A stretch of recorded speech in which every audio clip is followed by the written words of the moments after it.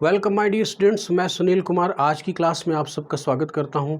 Hansadhwani IAS की last class में मैंने आपको पॉलिटी की सीरीज़ प्रारंभ करके दी और उसके अंतर्गत मैंने आपको बताया कि पॉलिटी का जो प्रारंभ है वो भारत के संवैधानिक विकास से है। किस तरह से भारत का संविधान विकसित होता है, इसकी एक यात्रा है। तो संवैधानिक विकास के टॉपिक को प्रारंभ करते हुए उसके महत्वपूर्ण दो बिंदुओं की मैंने चर्चा की थी। आपके सामने मैंने रखा कि 1773 का रेगुलेटिंग एक्ट क्या है और उसके उद्देश्य और प्रमुख प्रावधान। उसके बाद मैंने 1781 का सेटलमेंट एक्ट आपके सामने रखा। आज की क्लास की जो हमारी शुरुआत होगी वो होगी 1784 का पिट्स इंडिया एक्ट। 1784 ईस्वी का पिट्स इंडिया एक्ट। आइए देखते हैं कि 1781 के एक्ट ऑफ सेटलमेंट के बाद प्रमुख जो हमारा अधिनियम आया, जो प्रमुख चार्टर आया, एक्ट बना ईस्ट इंडिया कंपनी के लिए, वो क्या था? 1784 का पिट्स इंडिया एक्ट। और इससे खूब पॉपुलर सवाल पूछे जाते हैं। तो पहले इसकी संरचना को समझते हैं कि इसके पीछे क्या लॉजिक रही होगी। देखिए, एक बात को समझिए कि 1784 आते आते जब आप स्थिति देखेंगे, आधुनिक भारतीय इतिहास पर दृष्टिपात करेंगे, तो आप देख सकते हैं कि British India east India company एक स्तर तक एक राजनीतिक सत्ता बनने के लिए तैयार है। ठीक है, 1781 के एक्ट ऑफ सेटलमेंट का उद्देश्य ही यही था कि भारत में ईस्ट इंडिया कंपनी को एक व्यापारिक कंपनी से ऊपर उठा करके एक राजनीतिक सत्ता के रूप में स्थापित किया जाए। और 1784 के पिट्स इंडिया एक्ट में तक ये महसूस किया गया कि नहीं, अब क्या है कि ईस्ट इंडिया कंपनी भारत में दो तरह के काम कर सकती है। ईस्ट इंडिया कंपनी इंडिया में, अगर मैं इसको इंडिया कहूँ तो इंडिया में दो तरह के काम कर सकती है। पहला काम क्या है? पहला काम क्या है? व्यापार का, क्योंकि व्यापार के कार्य से तो ये जुड़े थे, तो व्यापार का कार्य ये कर रहे हैं। दूसरा कार्य क्या हो सकता है? गैर व्यापारिक। तो गैर व्यापारिक कार्यों में क्या क्या रहा है, जरा देखें। सैनिक एवं असैनिक कार्य। अब जरा इस पर दृष्टिपात कीजिए और समझिए ये क्या बला है। सैनिक का मतलब क्या है? गैर व्यापारिक कार्यों में सैनिक कार्य क्या चीज़ है? अर्थात सैन्य संबंध के कार्य, दूसरों के राज्य में अटैक करना, उनको जीतना, उन पर कब्जा करना, दूसरों के भूभाग पर कब्जा करना, देसी रियासतों के राजाओं के अपने शासन में दखल देना, उसको गद्दी से हटाना, उसको गद्दी में बैठाना, ये सारे कार्य क्या कहलाएंगे बच्चों? सैनिक कार्य। और असैनिक कार्य क्या है? बहुत सारा राजस्व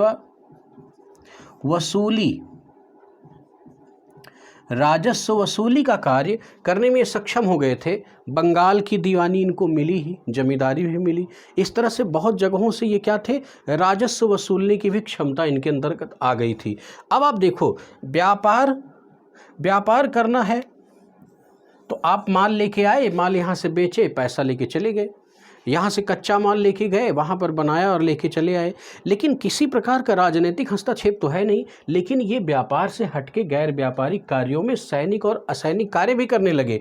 तो आप बताओ कि इनके रेगुलेशन के लिए एक बोर्ड बनाया जाएगा, ये टीम बनाई जाएगी, एक काउंसिल बनाई जाएगी, और गैर व्यापारिक कार्यों के संचालन के लिए भी एक टीम बनाई जाएगी। तो वो टीम क्या है? ये इसकी ख़ास बात ये है पिट्स इंडिया एक्ट के लिए कि यही चीज़ है कि व्यापारिक और गैर व्यापारिक कार्यों को नियमित करने के लिए पहले क्या था? व्यापारिक कार्यों और सभी चीज़ों को देखने के लिए बोर्ड ऑफ कंट्रोल्स, ब्रिटेन में स्थित बोर्ड ऑफ कंट्रोल था। क्या था?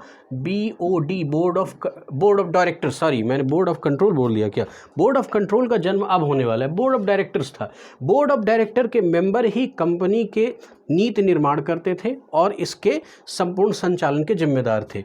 लेकिन अब 1784 के तहत ये जो गैर व्यापारिक कार्य है जिसमें सैनिक और असैनिक है, इसके लिए बोर्ड ऑफ कंट्रोल का गठन किया गया। ये बोर्ड ऑफ कंट्रोल क्या है? यानी बोर्ड ऑफ डायरेक्टर के अलावा कुछ मेंबर्स इसमें आएंगे और इनकी जिम्मेदारी होगी कंपनी के व्यापार पर नहीं बल्कि गैर व्यापारिक कार्यों का नियमन करना और इसका संचालन करना। अर्थात जैसे भारत में स्थित जो गवर्नर जनरल है वो क्या कर रहा है, किसी दूसरे राज्य पर अटैक कर रहा है, किसी दूसरे राज्य पर सैनिक संधि कर रहा है और राजस्व वसूली संबंधी कार्य कर रहा है, न्याय नियमन संबंधी कार्य होंगे। तो ये कार्य क्या होंगे? ये तो व्यापार से हट के है ना, तो इसकी जिम्मेदारी किसकी होगी? बोर्ड ऑफ कंट्रोल की। तो सबसे पहली बात यहाँ पर आप समझ लें, सबसे पहली बात समझ लें, इस चीज़ को मैं यहाँ पर नोट डाउन कर देता हूँ, आप भी लिखते जाएं, अपनी नोट्स में इस चीज़ को लिख लें। मैं पूरा लिटरेचर यहाँ पर आपके सामने रख दूँगा कि व्यापारिक कार्यों के अलावा सैनिक एवं असैनिक कार्यों के संचालन हेतु क्या किया गया? बोर्ड ऑफ कंट्रोल, BOC जिसको हम बोलते हैं, बोर्ड ऑफ कंट्रोल का गठन किया गया। तो सबसे महत्वपूर्ण फैक्ट 1784 के पिट्स इंडिया एक्ट के तहत वो है, बोर्ड ऑफ कंट्रोल का गठन किया गया। अब आप समझ सकते हैं कि बोर्ड ऑफ कंट्रोल क्या है। यानी भारत में ईस्ट इंडिया कंपनी जो व्यापार के अलावा कार्यों का नियमन करेगी उसका संचालन कौन करेगा? बोर्ड ऑफ कंट्रोल करेगा। इसमें कोई परेशानी? ठीक है। और कुछ इसके छोटे प्रावधान हैं, उनको मैं आपके सामने रख देता हूं। अभी आपने देखा था कि गवर्नर जनरल की कार्यकारिणी में 4 सदस्य नियुक्त किए गए थे 1773 के रेगुलेटरी एक्ट में, आपने देखा। अब स्थिति क्या आई कि गवर्नर जनरल की कार्यकारिणी में सदस्यों की संख्या 4 से घटाकर 3 कर दी गई। 4 से घटाकर 3 कर दी गई। लिखो इस चीज़ को, ऐसे लिटरेचर में लिख रहा हूँ। कितने कर दिए गए? 3। अब गवर्नर जनरल की कार्यकारिणी में 4 के बजाय कितने मेंबर्स हैं? 3। ये भी इम्पोर्टेंट फैक्ट है, इस चीज़ को भी आप समझ लीजिएगा, बहुत ही इम्पोर्टेंट है।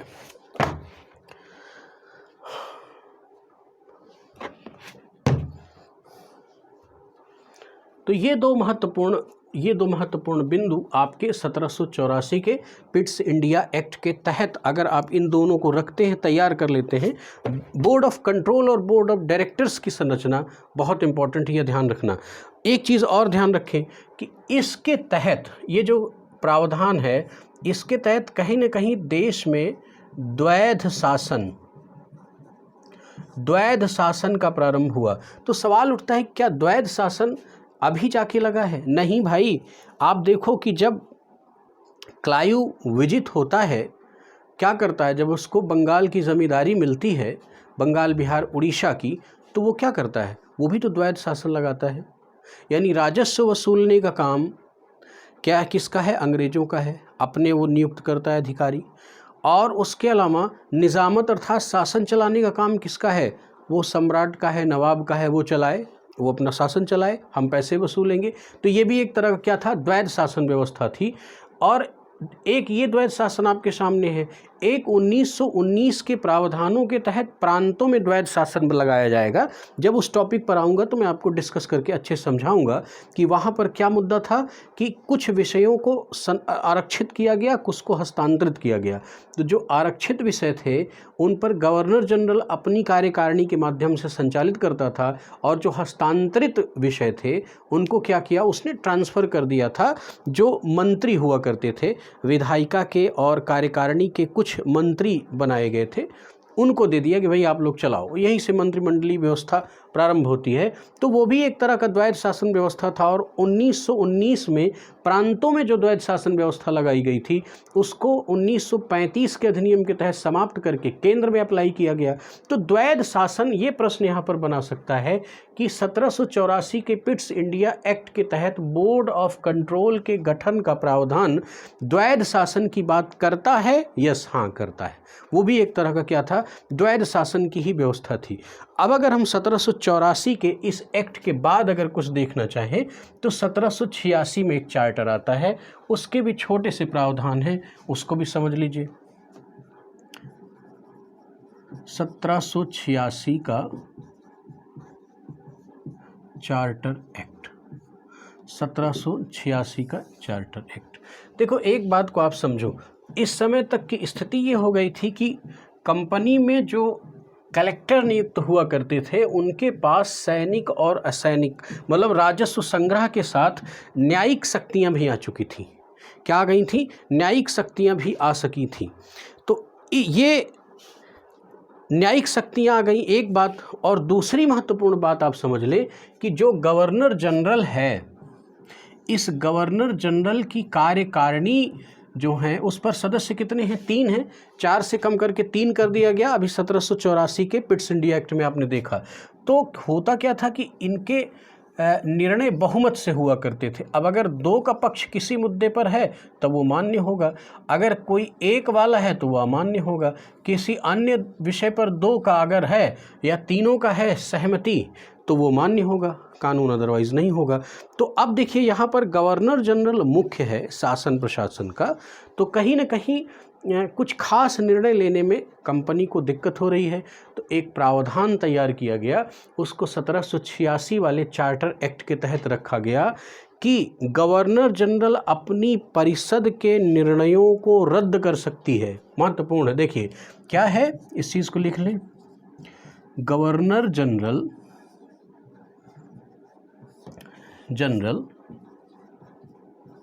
अपनी परिषद के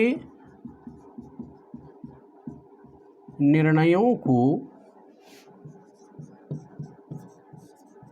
रद्द कर सकता है।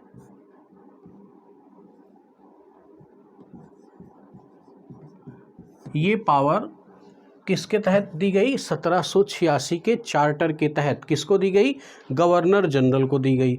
अब दूसरी बात समझ लें कि इसी अधिनियम के प्रावधानों के तहत ये कहा गया कि देखिए जैसे गवर्नर जनरल है, गवर्नर जनरल क्या कर रहा है? भारत में शासन का संचालन कर रहा है, लेकिन भारत के संपूर्ण संचालन में, भारत में जो संपूर्ण संचालन है देखा जाए तो गवर्नर जनरल कर रहा है।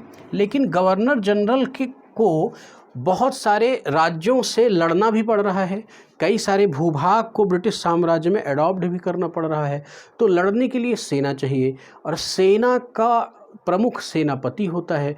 तो सेना, देखिए वर्तमान में आप देखिए कि प्रत्येक सेना के अध्यक्ष हैं। अब तो चीफ कमांडिंग ऑफिसर भी बन गए हैं, एक पद आ गया है। लेकिन संपूर्ण सेना का जो केंद्रीय अध्यक्षता है वो किसके पास है? राष्ट्रपति के पास है। राष्ट्रपति भारत की थल सेना, जल सेना और वायु सेना का कमांडर है, चीफ कमांडर है। ये चीज़ देखा आपने। तो अब इसी हिसाब से ये सोचा गया कि नहीं, गवर्नर जनरल के अंदर ही सेना का सेनापतित्व का जो अधिकार है वो भी प्रदान किया जाए। तो ये यहाँ पर प्रावधान रखा गया, तब जाके सेना सशक्त होगी और हम अपने साम्राज्य को आगे बढ़ा पाएंगे, ऐसा ब्रिटिशर्स ने सोचा। तो इसके तहत प्रावधान क्या किया गया कि गवर्नर जनरल को सेनापति घोषित किया गया। किसको घोषित किया गया? गवर्नर जनरल को गवर्नर जनरल में ही सेनापति की जो शक्ति है वो गवर्नर जनरल में ही निहित कर दी गई। किसके तहत? 1786 के चार्टर एक्ट के प्रावधानों के तहत। तो इसमें दो महत्वपूर्ण प्रावधान हैं और इनमें ये ऊपर वाला सबसे महत्वपूर्ण है, इसको ध्यान रखिएगा। जो देखिए बहुत सारे और प्रावधान हैं लेकिन बहुत छोटे छोटे हैं, महत्वहीन हैं, उनकी वैल्यूज़ एग्ज़ाम के पॉइंट ऑफ व्यू से नहीं है, इसलिए मैं उन पर डिस्कस नहीं करूँगा। अच्छा, अब इसके बाद हम लोग किस चार्टर की ओर चलेंगे? थोड़ा सा एक चार्टर इस क्लास में और आपके सामने मैं रख देता हूँ। एक चार्टर है 1793 का, 86 हो गया ना, तो 1793 का चार्टर एक्ट, इसको भी नोट कर लीजिए, ये भी महत्वपूर्ण है। देखते हैं कि इसमें क्या महत्वपूर्ण प्रावधान है, वो भी मैं आपके सामने रख दूँ। इनसे खूब सारे, देखिए संवैधानिक विकास, आप ये समझिए कि पॉलिटी का फाउंडेशन है। संवैधानिक विकास आपका बेहतर तैयार है तो आपको कोई प्रॉब्लम नहीं होगी। देखिए अब इस चीज़ को समझिए, 1793 में सबसे पहली बात आप समझेंगे, वो क्या समझेंगे कि कंपनी का, देखिए जैसे ये ब्रिटिश ईस्ट इंडिया कंपनी है, ब्रिटिश ईस्ट इंडिया कंपनी है, तो इस कंपनी के को व्यापार करने का अधिकार कौन दे रहा है, मुझे बताइए। व्यापार करने का अधिकार कौन दे रहा है? ब्रिटेन की संसद, यानी ब्रिटेन का राजा, ब्रिटेन का शासन इनको परमिट कर रहा है।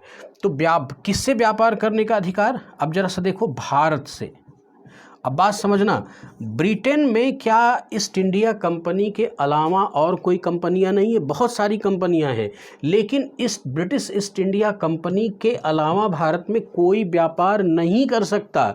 तो जब इंग्लैंड की कोई दूसरी कंपनी भारत में व्यापार नहीं कर सकती, तो इस तरह से देखा जाए तो ब्रिटिश ईस्ट इंडिया कंपनी को क्या मिला था?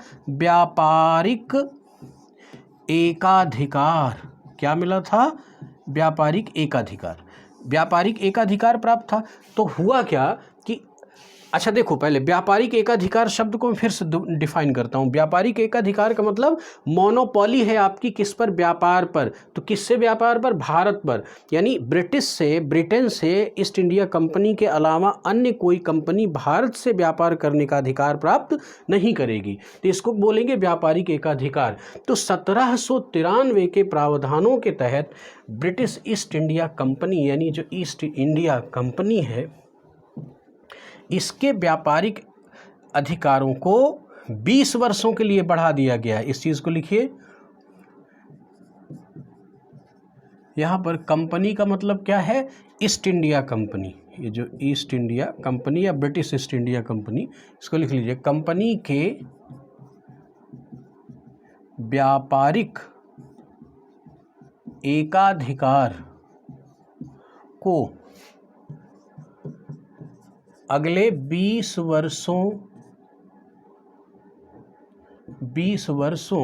के लिए बढ़ा दिया गया।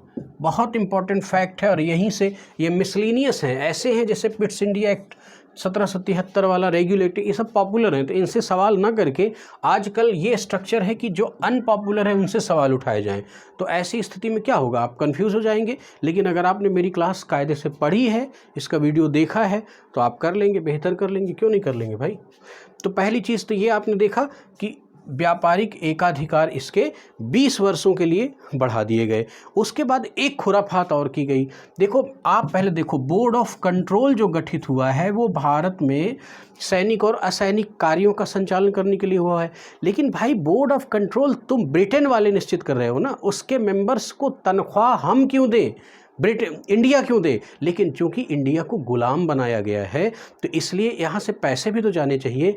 और यही चीज़ रेज किया था दादा भाई नौरोजी और आरसी दत्त ने कि किस तरह से भारत का पैसा ब्रिटेन ले जाया जा रहा है, अर्थात धन के बहिर्गमन की प्रक्रिया को आरसी दत्त और दादा भाई नौरोजी ने बिल्कुल स्पष्ट किया था अपने लेख के माध्यम से। ये चर्चा का विषय होगा, मैं इस पर चर्चा करूँगा, मैं आपके सामने रखूँगा। तो यहीं से एक तरह से देखिए कि जैसे कहते हैं ना कि चोरी की चोरी और सीना जोरी, यानी बिल्कुल प्रामाणिक रूप से शासन प्रशासन के दृष्टिकोण से भारत के पैसे को बाहर ले जाने का ये पहला चरण था। क्या चरण था? देखिए कि बोर्ड ऑफ कंट्रोल के सदस्यों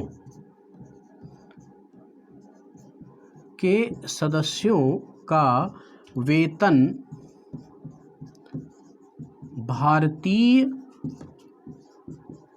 राजकोष